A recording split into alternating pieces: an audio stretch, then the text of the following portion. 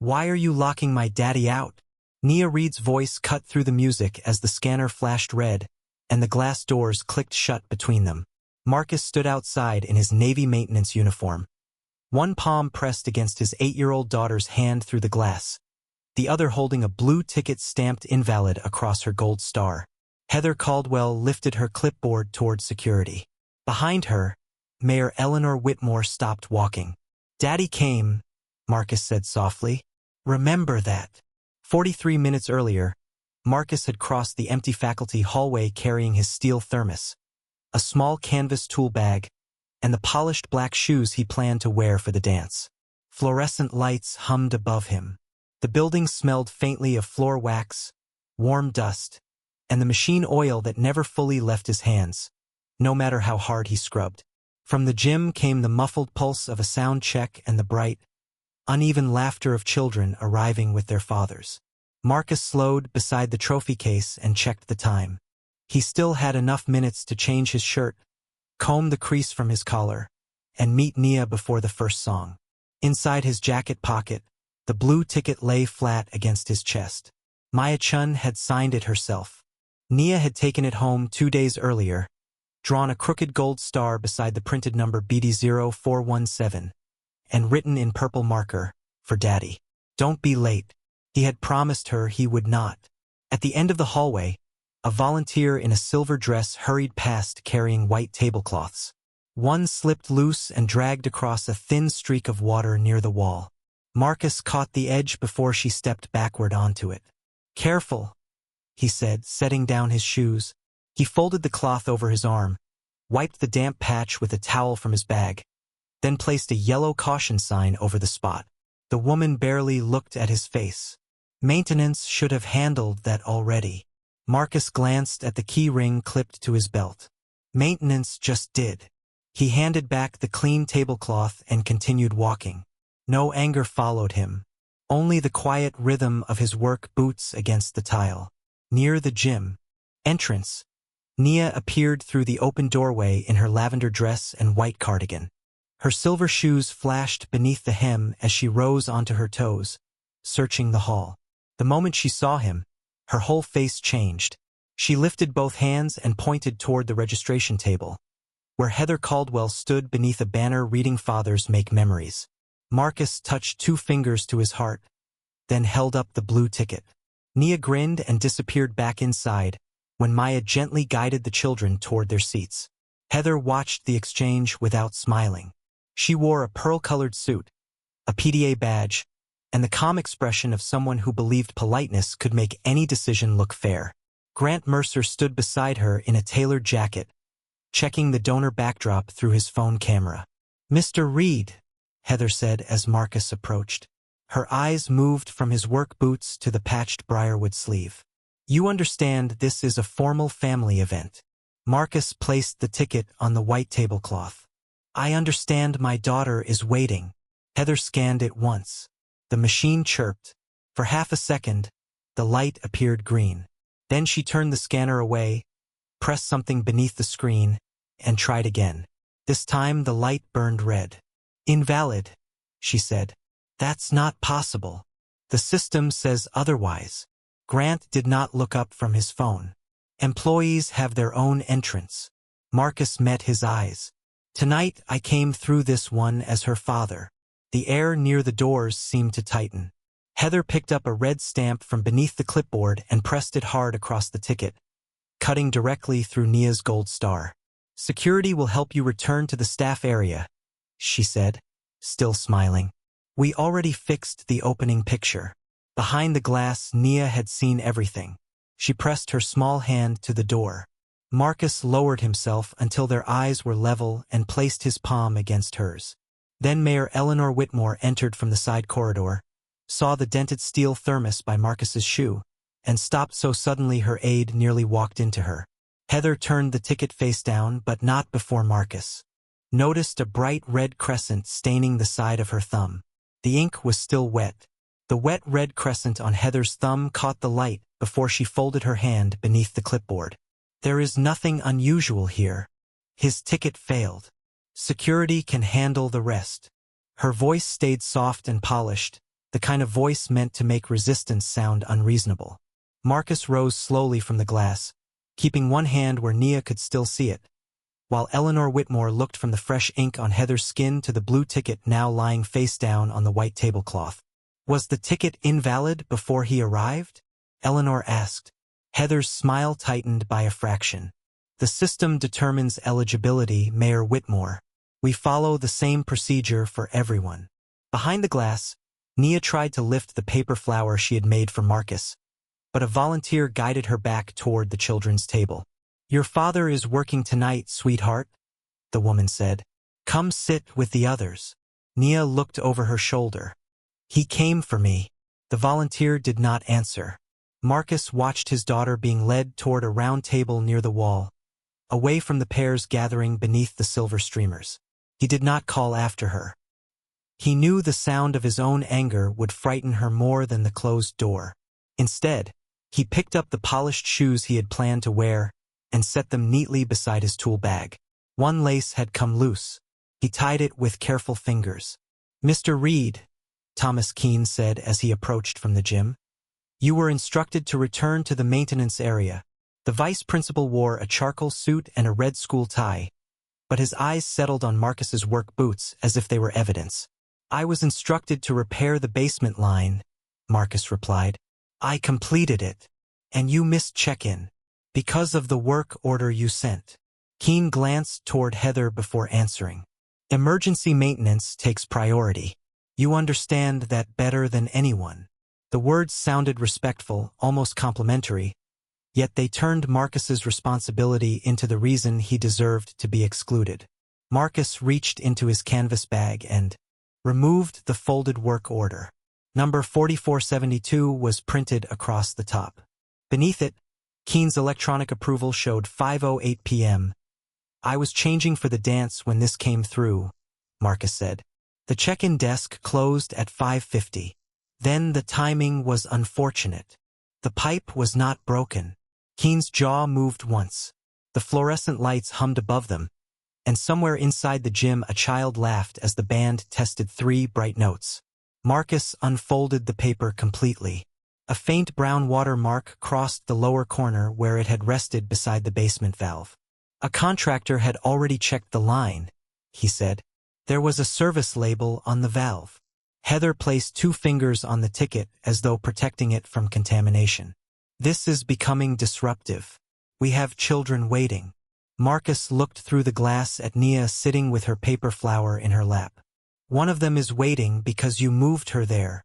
We are making sure she is supervised, Heather said.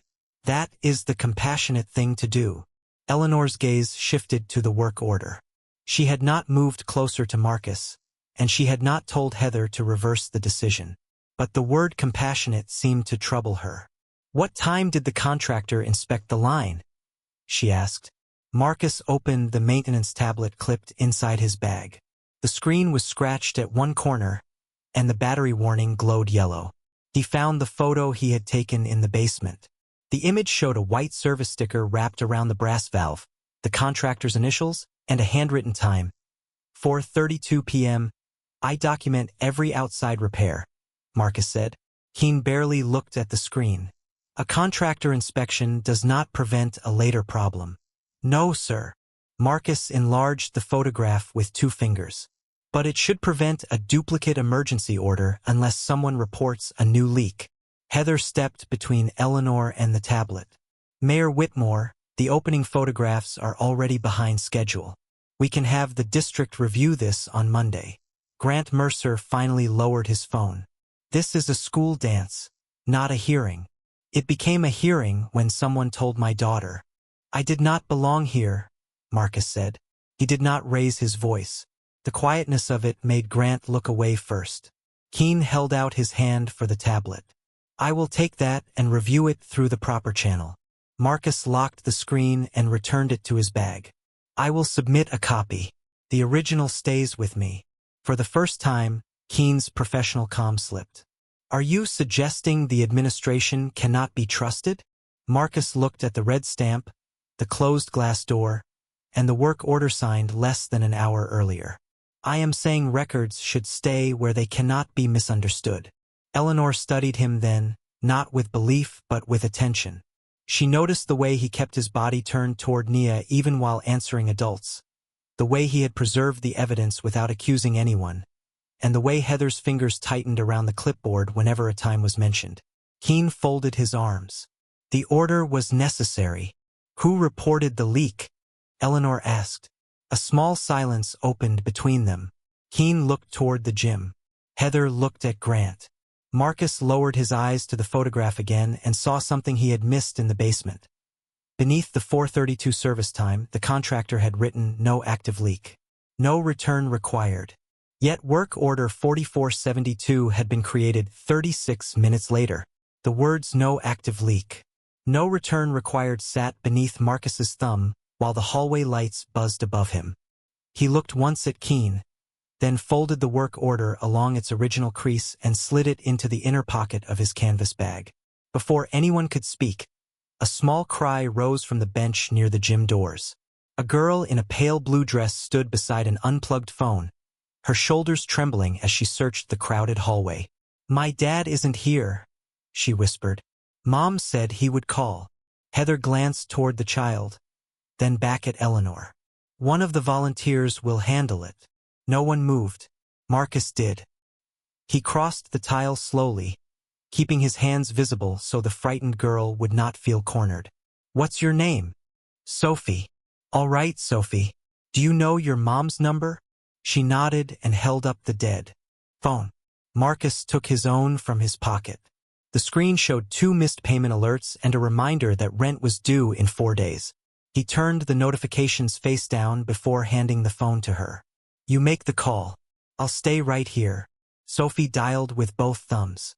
Marcus sat on the far end of the bench, leaving space between them, while Maya came over and crouched nearby. The call connected.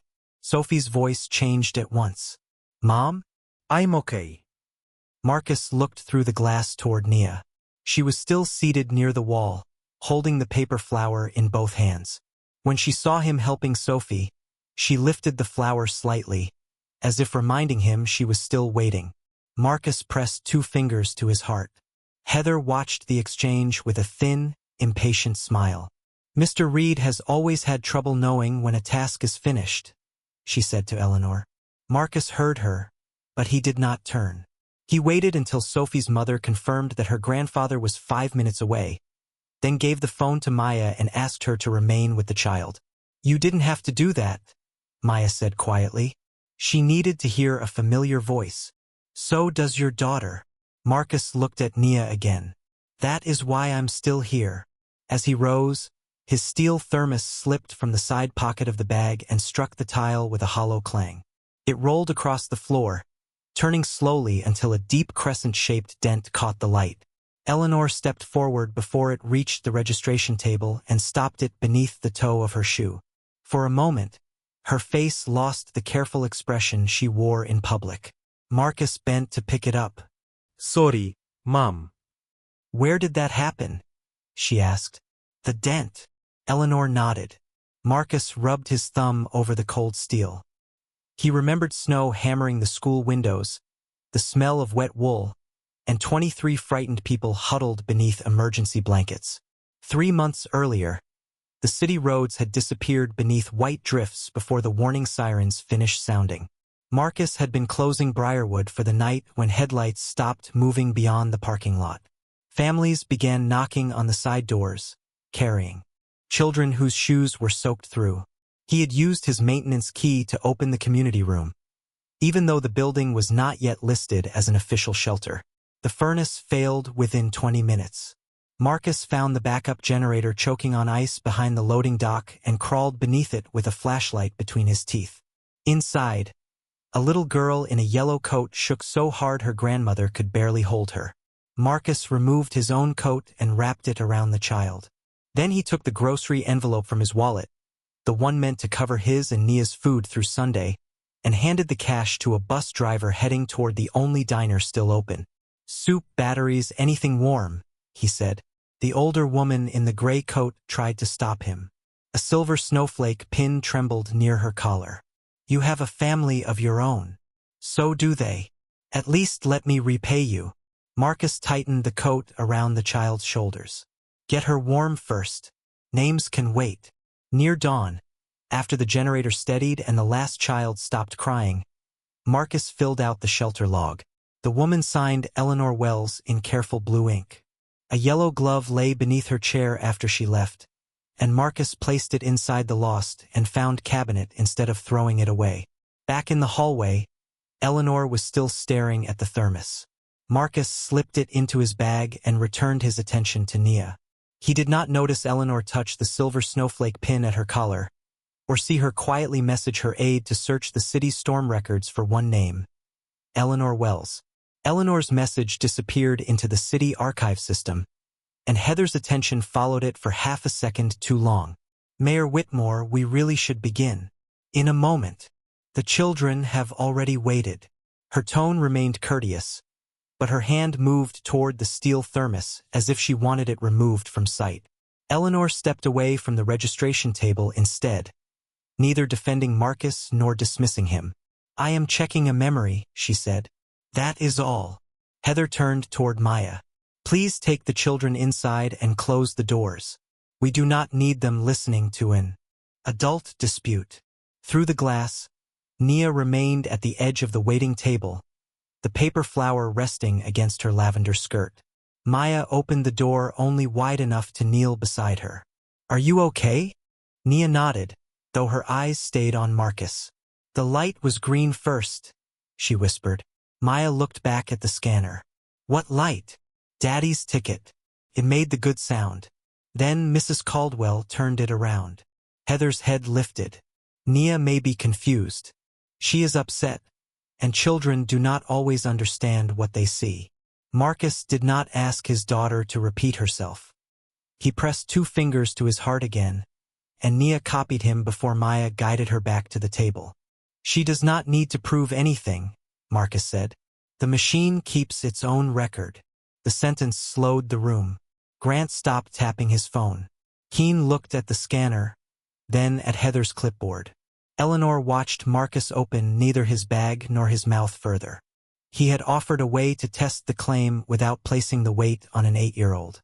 Maya walked to the small laptop beneath the registration table. The screen cast a cold blue light across the white cloth. I can check the scan history, she said. Heather stepped beside her. Not during the event. It will take a minute. Parent records are confidential. Maya rested one hand on the keyboard but did not type. This is his record. Marcus took the blue ticket from the table and held it beneath the lamp fixed to the wall. The red stamp shone wetly across the gold star.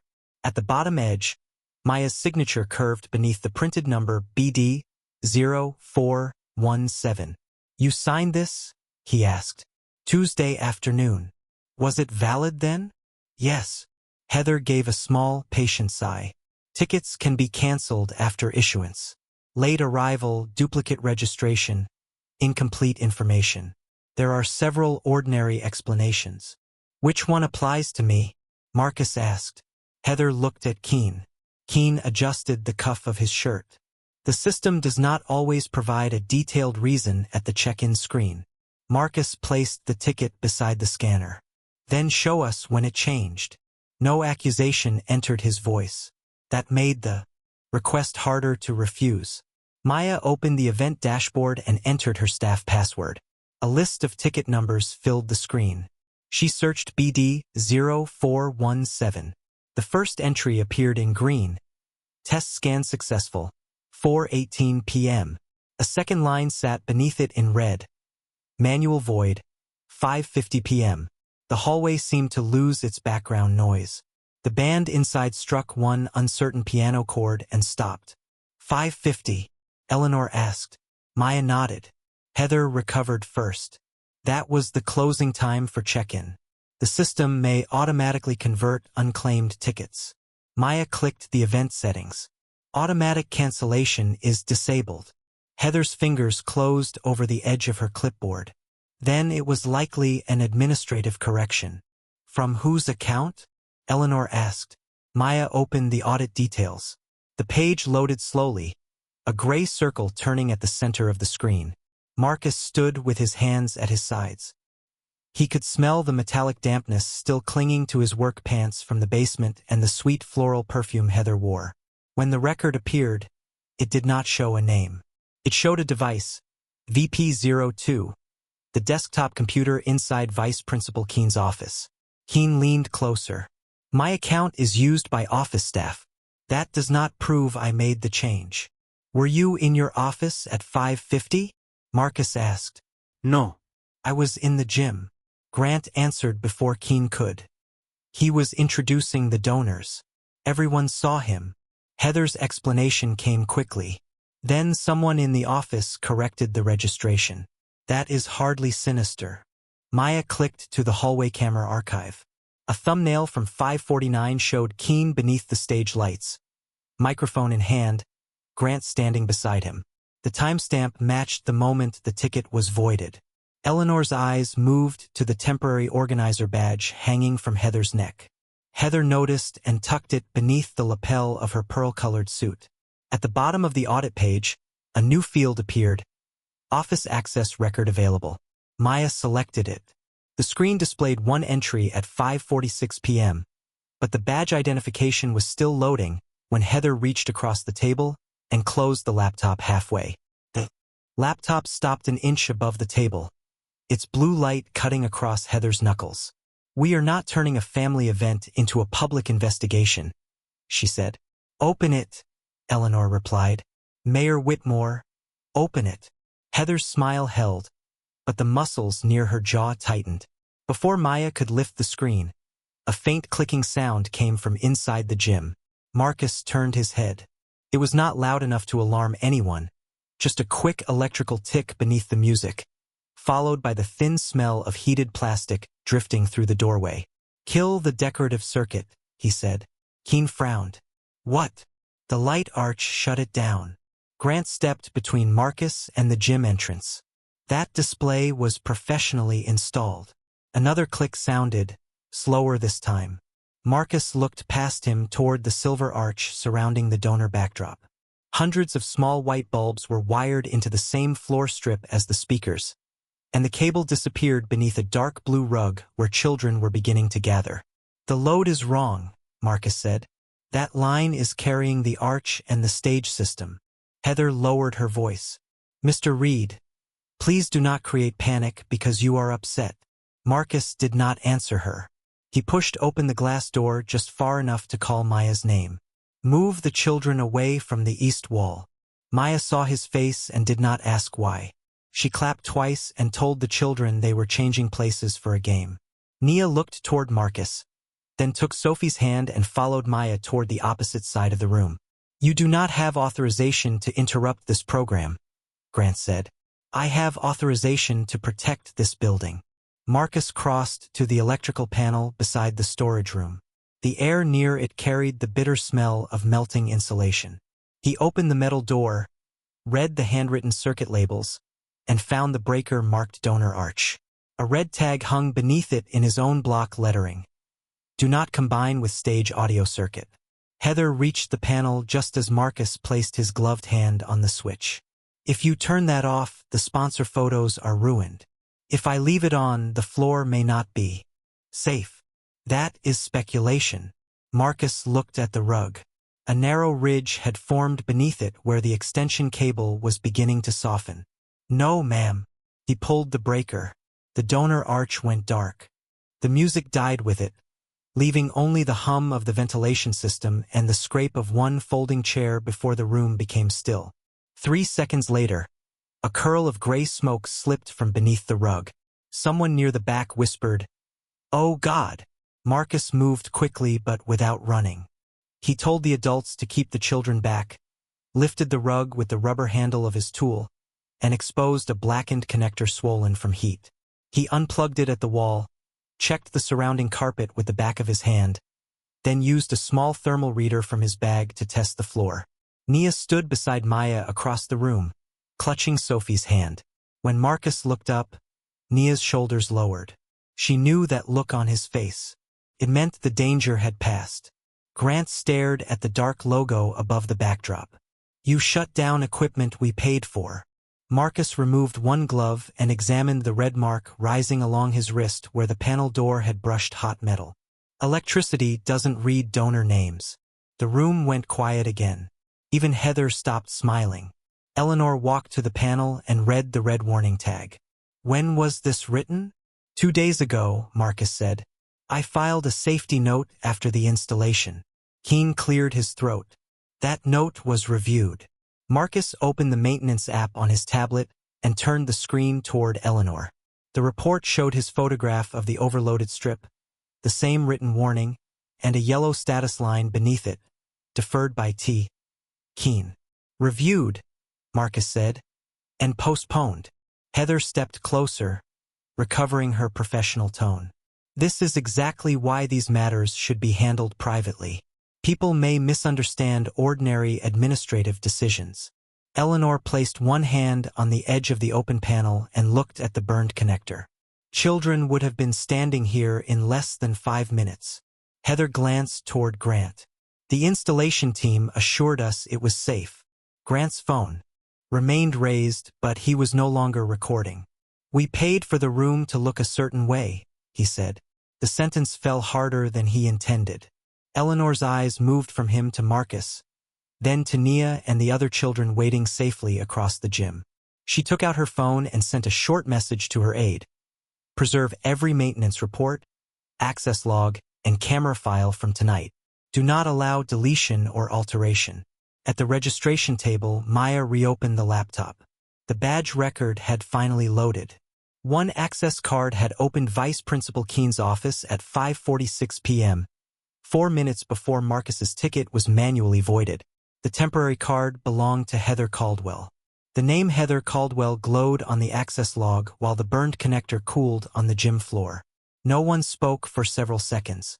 The ventilation system pushed a slow ribbon of warm air through the room, carrying the smell of scorched plastic toward the registration table. Heather looked at the screen, then at Maya. Temporary cards are shared during events. Was this one shared? Eleanor asked. It may have been. With whom? Heather's answer came half a beat too late. I would have to check.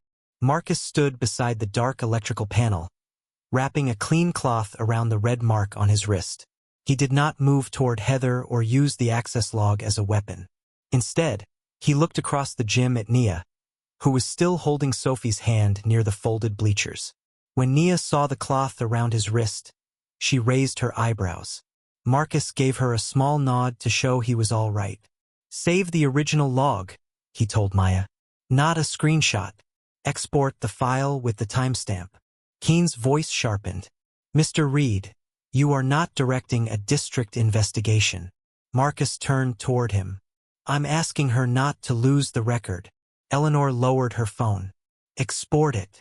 Maya inserted a district flash drive and began copying the file. The printer beneath the table woke with a mechanical whir, then fed out the audit page showing the manual void at 5:50 and the card entry at 5:46.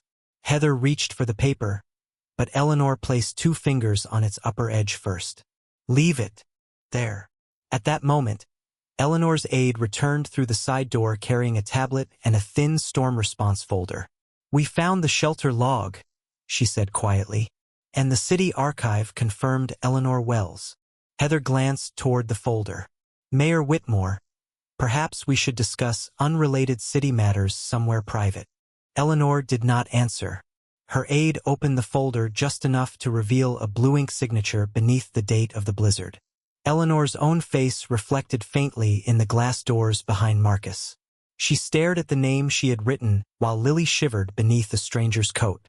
Then she looked at the dented thermos beside Marcus's tool bag. Belief did not arrive as sympathy. It arrived as 2 separate records beginning to match. Maya opened the work order archive next. Number 4472 showed Keene's approval at 5:08. Marcus placed his tablet beside it and brought up the contractor photo from 432.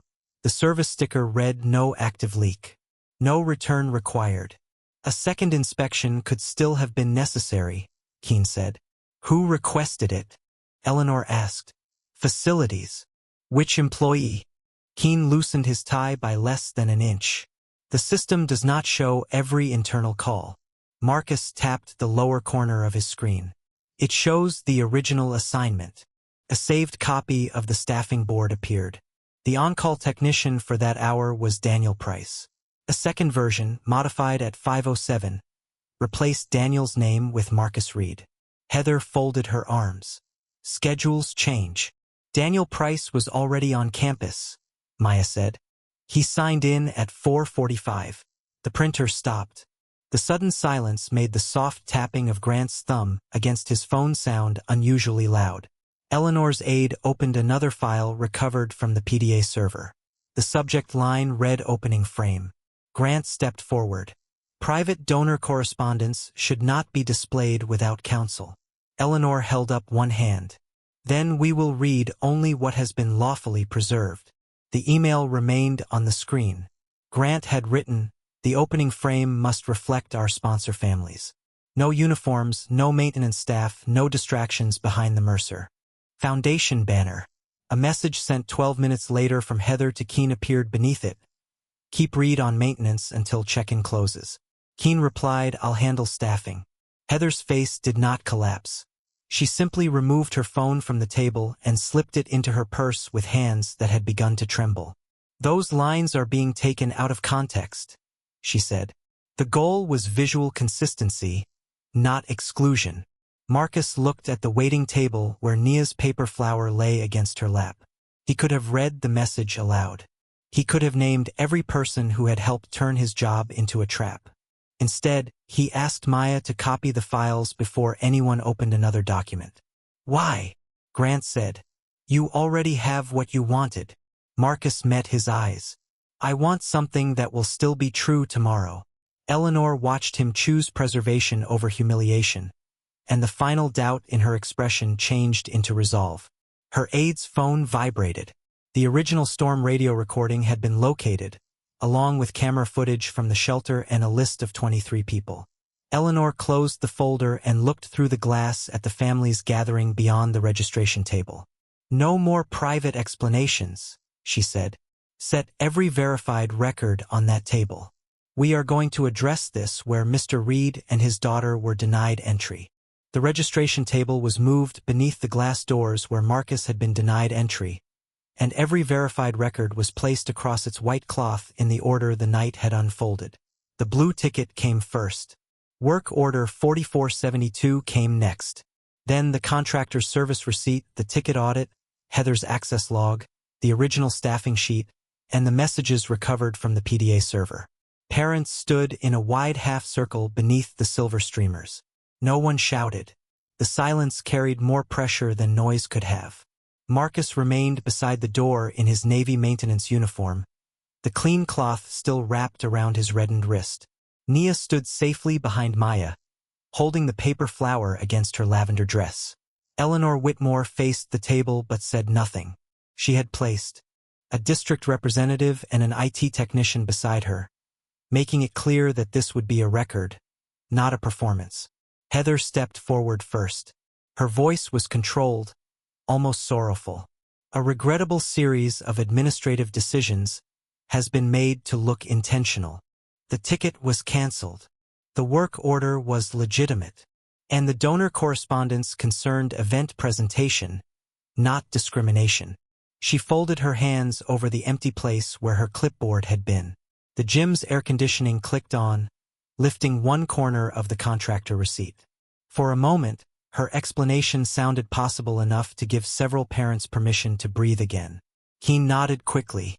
Grant straightened his jacket. Heather continued. "Mr. Reed arrived after check-in in a work uniform. Staff believed he was reporting for duty. His daughter was supervised while the matter was reviewed. No child was abandoned, and no one intended humiliation."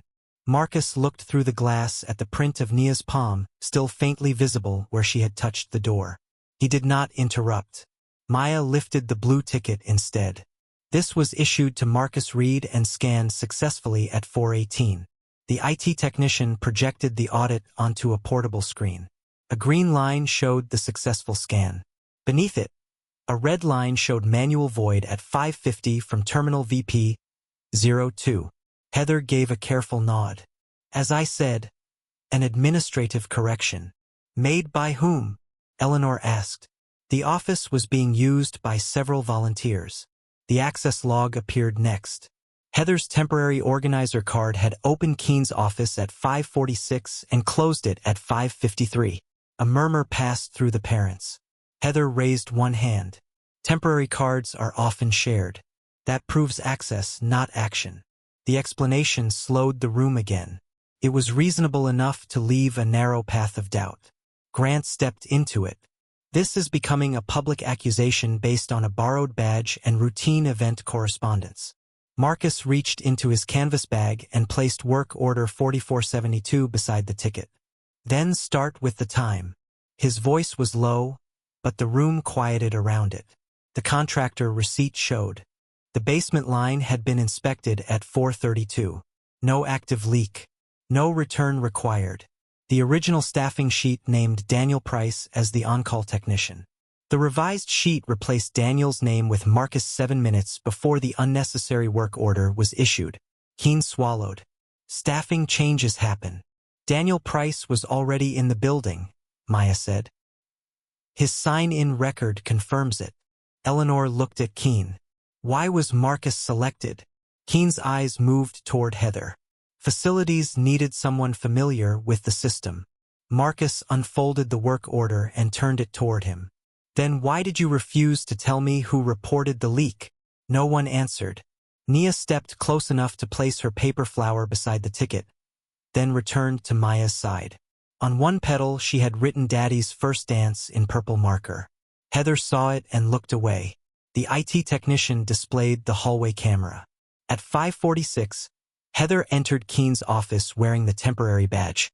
At 5:53, she emerged holding Marcus's blue ticket.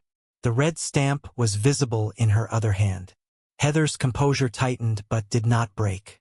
Yes, I corrected the registration after reviewing the event requirements. What requirement? Eleanor asked. The presentation standards agreed upon with our principal sponsor. Grant stepped forward. The foundation funded the arts program, the decorations, and much of tonight's event. We asked for a consistent opening image. That is not unusual. The email appeared on the screen. The opening frame must reflect our sponsor families. No uniforms, no maintenance staff, no distractions behind the Mercer Foundation banner. Heather's message followed. Keep read on maintenance until check-in closes. Keen's reply sat beneath it. I'll handle staffing. Grant's face hardened.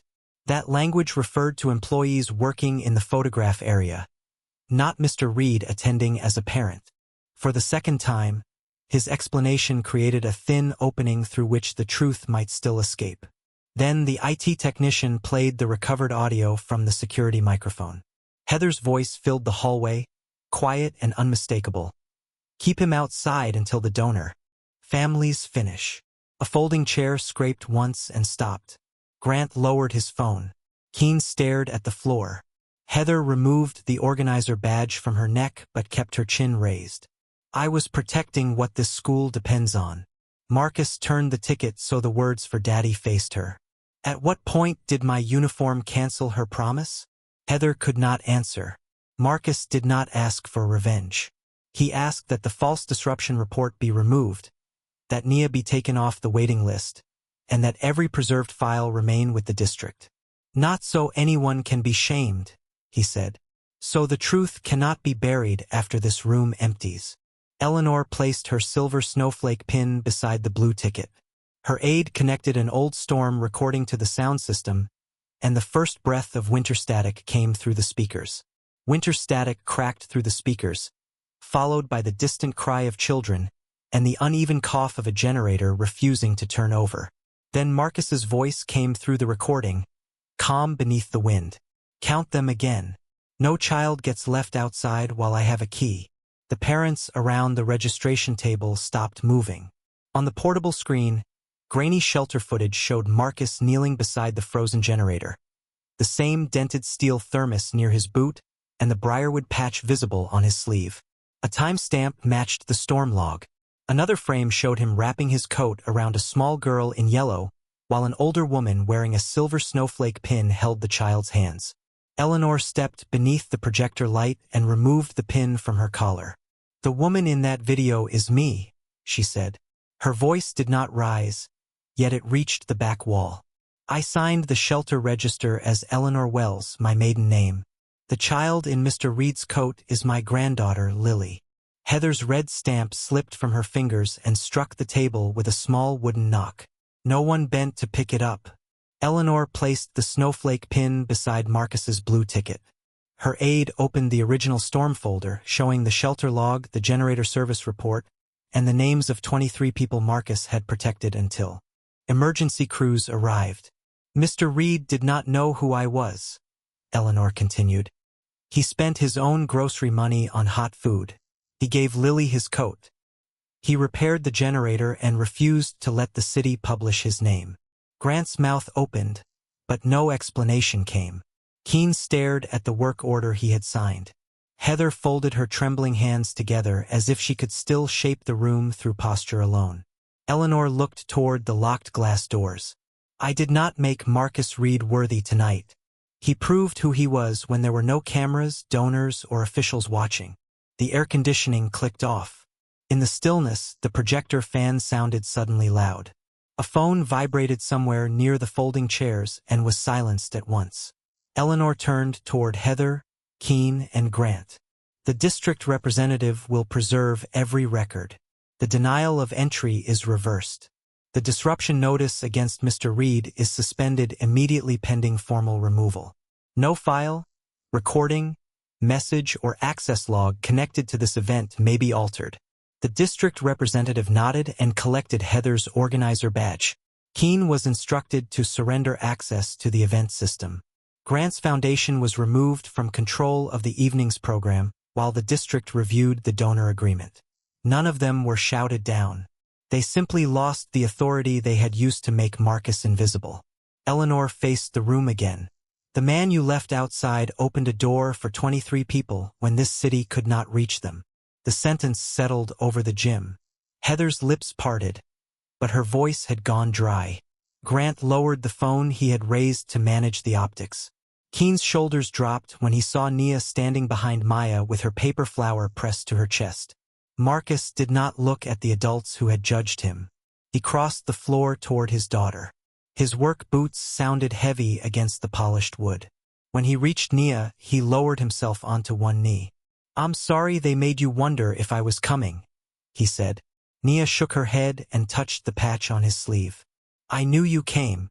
Marcus closed his eyes for one breath, then opened them and held out his hand.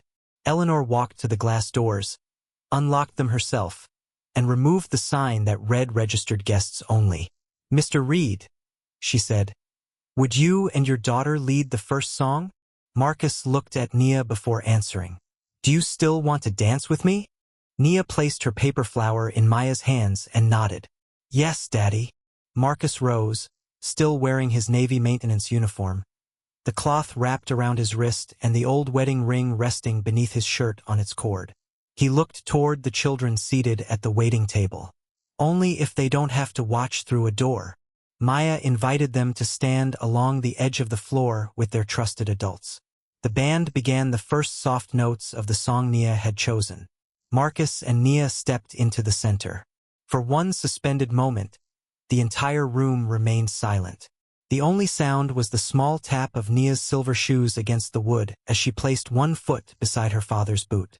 Then Marcus guided her into the first turn they had practiced in their kitchen.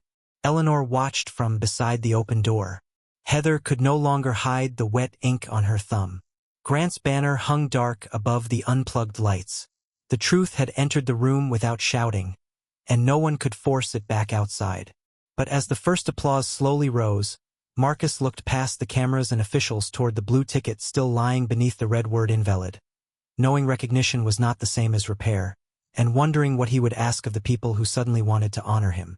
The applause faded unevenly, leaving behind the soft scrape of folding chairs and the rustle of parents gathering coats without quite knowing where to look. Marcus finished the dance with one hand around Nia's small fingers and the other resting lightly at her shoulder. When the song ended, he did not bow toward the cameras or step beneath the Mercer Foundation banner. He knelt to fasten the loose strap on Nia's silver shoe. "Did I do it right?" she asked. "You stayed with the music," he said. "That's what matters." Maya returned the paper flower, and Nia tucked it carefully into Marcus's tool bag, beside the folded work order. Across the room, the district representative sealed Heather's organizer badge, Keen's access card, and printed copies of the audit inside a clear evidence envelope. Grant's staff quietly removed the foundation's name from the evening schedule. No one escorted the 3 adults out for spectacle. They were simply informed that their authority had been suspended while the investigation continued. Marcus watched long enough to know the records were safe, then turned back to his daughter. In the weeks that followed, the district's findings arrived without music, microphones, or applause. The false disruption notice was removed from Marcus's employment file. His ticket was officially restored as valid. The district reimbursed the overtime he had worked and issued a written apology acknowledging that he had been deliberately assigned an unnecessary repair order so he would miss check-in. Heather was removed from leadership of the PDA and barred from managing school events, while she completed a formal accountability process. Keen was suspended, then stripped of authority over family programming and required to work under district supervision if he returned. Grant's donor agreement was terminated under its non-discrimination clause, and future sponsors were forbidden from selecting which families appeared in school photographs. Eleanor offered Marcus a public commendation and a place beside her at a televised city meeting. He declined both. "My daughter doesn't need another room full of adults talking about what happened to her," he said. "She needs to know it cannot happen again." Eleanor did not offer him money. She offered respect in the form Marcus trusted most: a seat at the table where rules were written. After a formal hiring process that reviewed his military maintenance record, emergency response training, and years of school service, Marcus accepted a paid position on the district's Facilities Safety Council. His condition was simple.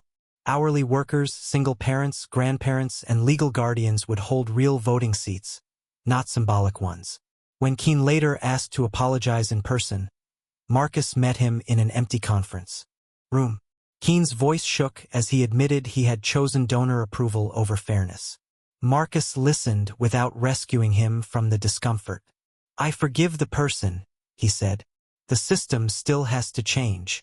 Trust," he explained, "would have to be rebuilt through action." 3 months later, the community room Marcus had opened during the blizzard became the Open Door Center, a city-supported warming shelter and family emergency hub. Eleanor suggested naming it after him. Marcus refused. Above the entrance, they placed only 7 words: "No child gets left outside." Inside the lobby, Maya mounted the blue ticket in a plain wooden frame. The red word "invalid" remained visible across Nia's gold star. Beside it sat the contractor receipt, a copy of the corrected audit, and a small brass plaque explaining that the display was not about one night of cruelty, but about the responsibility to preserve truth when convenience tries to erase it. Nia did not have to speak at the dedication.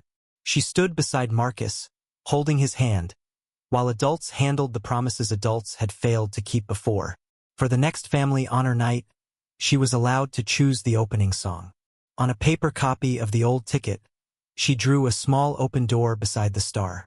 Heather eventually returned as an ordinary volunteer after completing training and restorative meetings, but she was not given immediate authority. Second chances were offered with boundaries, not amnesia. On the evening the center opened, snow began falling in slow white pieces beyond the glass. Marcus checked the emergency lights, tightened one loose screw on the front desk, and placed his dented steel thermos beside a stack of clean blankets. Eleanor watched him work and said, "You still don't know how to stand still when people honor you." Marcus smiled faintly. "There's usually something that needs fixing." After the visitors left, Nia rested her head against his arm beneath the glowing sign. "They finally saw you, Daddy." Marcus looked through the unlocked door, where warm light spilled across the cold sidewalk. "You saw me before they did." For a while, neither of them spoke. The blue ticket hung behind them no longer. Proof that a door had been closed, but proof that quiet goodness can wait in the dark until truth finally finds the key.